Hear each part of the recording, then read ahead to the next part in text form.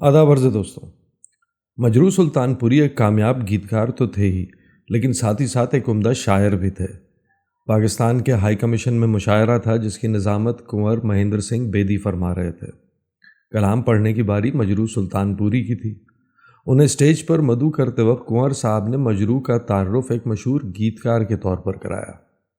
اس وقت مجروح کا چہرہ قابل دید تھا، کیونکہ اس محفل میں وہ بحیثیت شاعر آئے تھے اور انہیں ایک مشہور گیتکار کہنا ایک طرح سے ان کا مذاق اڑانا تھا۔